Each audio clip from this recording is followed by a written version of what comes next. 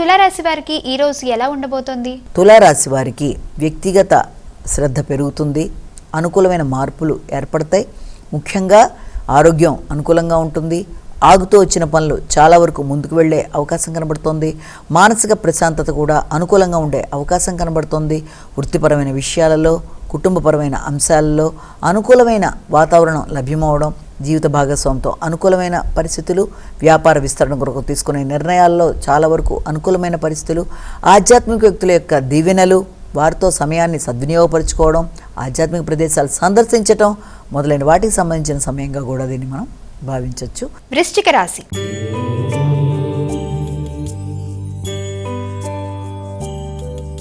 మా వృశ్చిక రాశి వారికి ఈ రోజు ఎలా ఉండబోతోంది? వృత్తికి సంబంధించిన విషయాలలో కొంత ఘర్షణాత్మకమైన సమయంగా కూడా కొంత భావించవచ్చు. ముఖ్యంగా మానసిక ప్రశాంతతని పెంపొందించుకోవాలి. వృత్తిపరంగా వ్యక్తుల యొక్క ప్రవర్తన కానీ, కొత్త వ్యక్తుల జోక్యం కానీ మీకు కొంత నిరాశగా కావచ్చు, లేకపోతే అసంతృప్తిగా కానీ ఉండే అవకాశం ఉన్నప్పటికీ కూడా దాన్ని మీరు సమయస్ఫూర్తిగా మంచి నిర్ణయాలతో అధిగమించే ప్రయత్నాలు మీకుగా మీరు చేసుకున్నట్లయితే అనుకూలత అనేది ఏర్పడే అవకాశం అనేది ఉంది.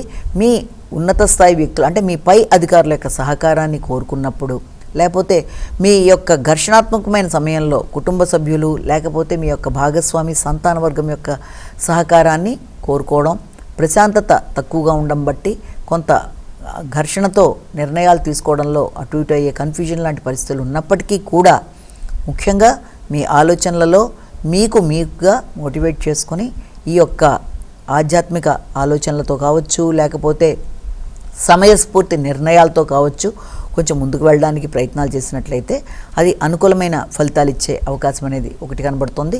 వృత్తిపరమైన విషయాలలో ఉన్నత స్థాయిలో ఉండే వ్యక్తులతో కలిపి వారి యొక్క సహకారాన్ని కోరుకోవడానికి ఎక్కువ శాతం కృషి చేస్తారు. ధనుస్సు రాశి.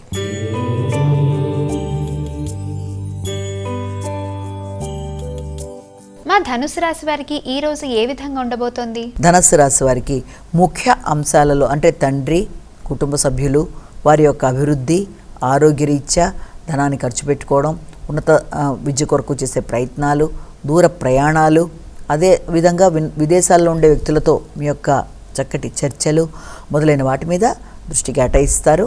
హయ్యర్ ఎడ్యుకేషన్ అనేది అనుకూలంగా ఉంటుంది. ముఖ్యంగా సంతాన వర్గం యొక్క అభివృద్ధి కోసం మీరు తీసుకునే నిర్ణయాలు, వారి ఉన్నత విద్య కొరకు తీసుకునే నిర్ణయాలు మొదలైనవన్నీ కూడా ప్రశాంతంగా చాలా వరకు మీరు ఆశించిన రీతిలో ముందుకు పడతాయి. ధనం ఖర్చయినా అది మీకు సద్వినియోగపడే విధంగా ఉండడం బట్టి ప్రశాంతత అనేది ఏర్పడుతుంది. అదేవిధంగా దేవాలయ సందర్శనలు, పెద్దల యొక్క ఆశీస్సులు మొదలైన వాటి మీద దృష్టి కేటాయిస్తారు. పుణ్యబలాన్ని పెంపొందించుకోవడానికి కృషి చేస్తారు. సంతాన వర్గంతో కలిపి అభివృద్ధి కొరకు ఆలోచనలు చేస్తారు.